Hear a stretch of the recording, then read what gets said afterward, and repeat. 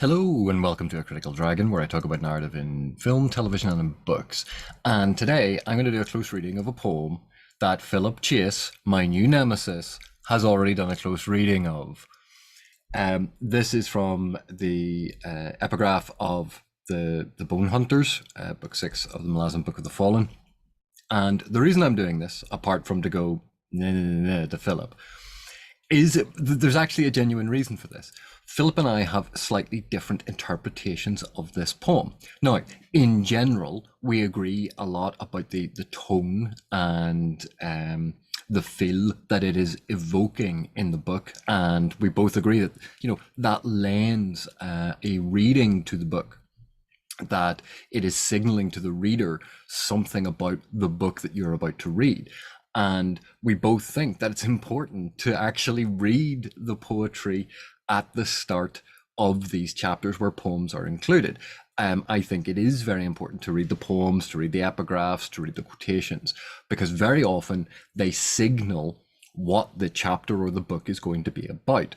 And when you finish a chapter, if you go back to those epigraphs instead of immediately going on to the next chapter, quite often, if you go back to it and reread that particular epigraph, it can be extraordinarily insightful about what just happened in the chapter. So what I want to do is I'm going to do my close reading of it to show that while Philip and I have different readings, we're generally in the same ballpark, and we're taking away a lot of the same general information from it, but we do it in different ways. And part of the reason for this is a lot of poetry is inherently ambiguous. One of the reasons is some poems are structured without the same punctuation, without the same grammatical structure as, say, prose. Prose has usually these established rules about what the sentence is meant to read as, subject, verb, agreement, the syntactical flow, how things are meant to function, where pauses are that indicate where emphasis is. Poetry, on the other hand, is much more artistic, well, a lot of the time, and can lead to ambiguity being built into it, leading to a lot more of the poem being about the reader's interpretation. And one of the reasons that I think, and it is my own personal opinion, that we find poetry a lot more difficult these days is we don't read aloud a lot anymore. And in fact, this is one of those instances when I think when you listen to an audiobook, the narrator, when they read the poem aloud, I think you can actually get a lot from hearing the poem, hearing those rhythms, rather than when you look at it just as prose and you're reading down through the page. And it's one of the reasons why when we teach poetry analysis and poetry appreciation, we read the poem aloud, because that's where a lot of the time we discover the rhythms, we discover where pauses go in, because poems don't necessarily follow the same structures and rhythms of the written word in prose. So all that being said, I want to go through this poem. I'm going to read it aloud, and I'm going to go backwards and forwards through little chunks of it.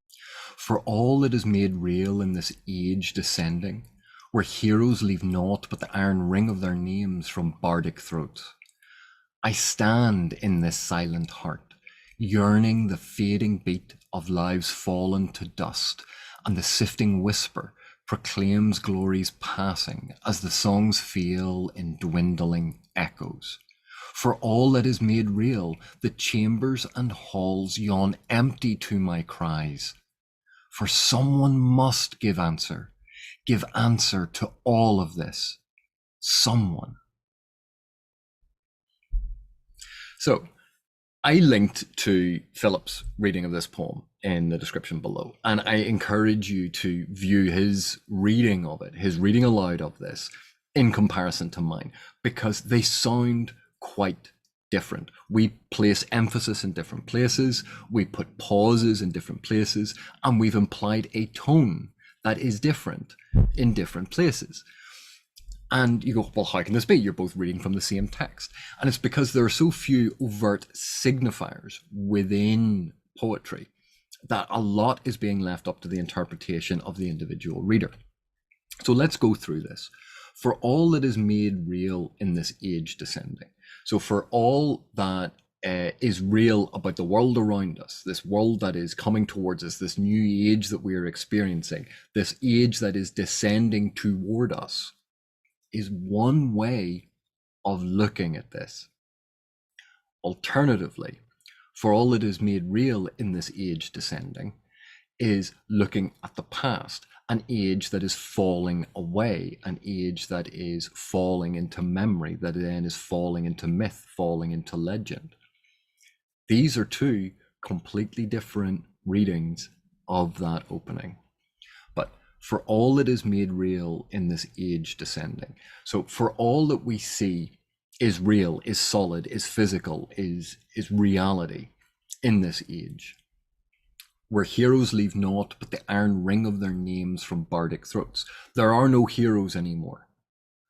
The only heroes we hear about, these great men and women, are from the past, and all we hear about them are their names being told to us in these stories. We don't know anything about their lives. They aren't real anymore. All they are fictive constructs. They are characters in stories that we hear about.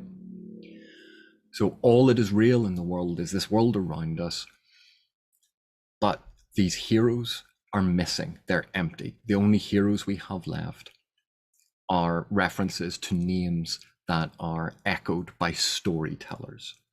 So that's the iron ring of their names. The only thing that's solid about them are their names. Their lives are gone. Their history is gone. The reality of them is gone. From bardic throats. So storytellers, bards, skalds, is it scops? I can never remember all the different names for oral storytellers, and but this is all about storytelling. That in storytelling, these authors, these tale tellers, these storytellers bring to life these heroes from the past.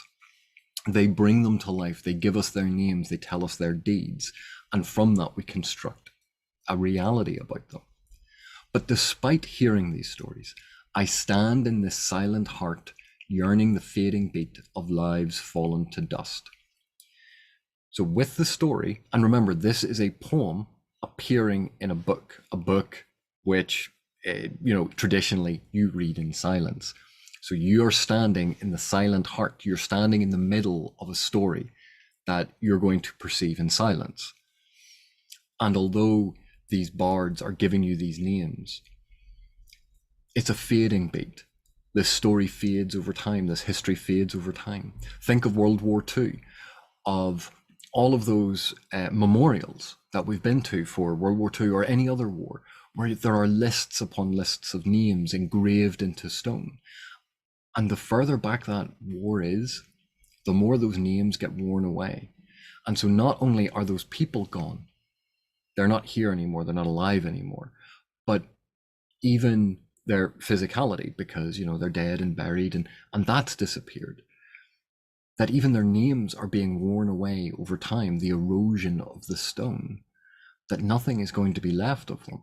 And if you think of the poem Ozymandias, the idea of a fallen civilization, a great and grand civilization that once was obviously very, very powerful and had a massive impact on the surrounding world, and yet all that is left of it in that poem is a fragment. I am Ozymandias, king of kings. Look on my works, ye mighty in despair. That is all that's left. These ruins buried by a desert. That's what happens over time. That time wears everything away. Everything is ephemeral. Everything dissolves in history. And I stand in this silent heart, yearning the fading beat of lives fallen to dust. So we're reading these stories, and these stories create a yearning. We want to feel that emotion. We want to feel that power. We want to be engaged with it. But these people are dead and gone. The events happened so long ago. And of course, this is within the universe. If we consider it within the diegesis, this is talking about a history of the Malazan Book of the Fallen, where these events may have occurred centuries, thousands, of years prior to when the book is being read. But that's a point of connection and a point of symbolism for us, the reader, reading these things, experiencing these things. Think of the start of Star Wars a long time ago in a galaxy far, far away, that this is not about it's happening right in front of you. You are the silent witness to something that happened a long time ago in a galaxy far, far away, that you are standing in silence or sitting in silence, experiencing this at the heart, at the center of what is going on. But when we have the word heart, yearning the fading beat, so heart and beat obviously have this wonderful point of connection. So heart meaning center, but also heart, emotion, life, the pumping of blood, this visceral, emotive sensation of feeling, of being alive, which is contrasted by silent, because a silent heart is a dead heart. So we have this wonderful point of contrast, of contradiction within the line. And the sifting whisper. So sifting, that very soft, sibilant sound, lots of S's there. But sifting, sand sifts, the panning for gold, where you sift and you go through the grains to find the gems and the value in the little bits left behind. But the sifting whisper, so fallen to dust, sifting whisper, the sound of sand slowly blowing across a desert or the beach, that whisper of dust blowing across, that it is lifeless, it is quiet, which ties in again to the silent heart, proclaims glory's passing. So we can use passing as a euphemism for dead. Glory is dead. Proclaim, proclaim the death of glory. So if this age is descending where there are no heroes anymore, glory is dead, and all we're left with is a banal, mundane reality without the color, that everything is ash, everything is this lifeless reality that we live in, and all of the color, all of the life, all of the vibrancy belongs to an heroic past, to this age of heroes and legends, the great men and women who struggled against all odds in these titanic battles. That's not here anymore. What we're left with is a banal, mundane, desiccated, dry, lifeless reality. Alternatively, proclaims glory's passing, that these songs, these tales being told, are a way to enliven and proclaim all of this glory. And the sifting whisper proclaims glory's passing. So it could be dead, it could be gone, and it is gone not with grand fanfare, even though that's what you think of with proclamation. It is with a whimper, in silence, in the quiet, as the songs fail. So while the songs are vibrant, while these bardic throats are proclaiming glory and everyone knows the tales and everyone knows the names and we have a sense of who these people are, that is when things are vibrant. That is when things are alive. That is when we have a sense of the heroic and it is part of our reality. But as the songs fail, as they die, that is when glory dies. That is when memory dies. That is when these people are truly lost to history and become as dust. In the dwindling echoes, for all that is made real, the chambers and halls yawn empty to my cries. So as the songs fail in dwindling echoes, these stories aren't being told anymore. All we have are past echoes, the fragmented retelling of these things over time. Think again, like of past wars, like World War II. Immediately in the middle of it, there were all of these news stories and reports from the front about individual action and what was happening, and people were writing letters home. And now when we think back on it, we have a lot of that has fallen away. A lot of that has been forgotten. It's only certain stories are being told. And in 100 years time, 200 years time, 1,000 years time, that World War II is no longer going to be remembered that way. It'll be minor aspects of it. And in 10,000 years' time, it'll be referred to the way that a lot of people refer to, say, the Gallic Wars of Caesar, unless you're a specific researcher of Caesar's expansion into Gaul, you're not going to know anything about them. Or Alexander's conquest. How much do you know of that just off the top of your head? Is that a story that everyone knows? No. Now, there are people who do know it. There are people who do research this. But that is going to become less and less common over time. These things will fade. Memories will fade. Stories will fade. The history will become fragmented and die away. These dwindling echoes. The initial echo is loud, and then for every subsequent echo over the passage of time, it gets quieter and quieter and quieter until it has faded away. For all that is made real, the chambers and halls yawn empty to my cries. And we can look at this in a couple of different ways. So let's think about it just in terms of the imagery. If you ever go on a tour of an ancient historical castle, and you're walking along, and there are a couple of like other tour groups, but it's a relatively quiet day, you can hear the echo of your footsteps. When you talk to your friend, you can hear the echo of your voices. That it's empty, it's hollow. In a lot of respects, it's lifeless. And then imagine for a moment casting back 600 years, 800 years, when those courtyards, those hallways were full of the bustle of servants and nobles and the court and horses and knights. That must have been a very different experience. That was vibrant, that was alive, that was full of color. And now they yawn empty. These quiet noises of your footsteps are echoing because it is hollow, it is empty. It is devoid of the life that it once had, the vibrancy that it once had. So those chambers and halls yawn empty. We can see a very physical reality to that. But let's think about it a slightly different way. For all it is made real, when we read this story, for all that we feel these emotions, for all that we invest in this story, for all it is made real, the chambers and halls yawn empty to my cries. You can scream at the book and you go, no, don't do that. That's a bad idea. The characters can't hear you. You can't reach them. They can't feel your advice. This is an echo of what happened. And so for all that it feels real, this is an echo that your cries have no impact on. And then we also have, tying into all of this, is this feeling of melancholy, this feeling of time passing, this feeling of the vibrancy slowly fading over time. But then we get to this sort of coda at the end. For someone must give answer to all of this, someone.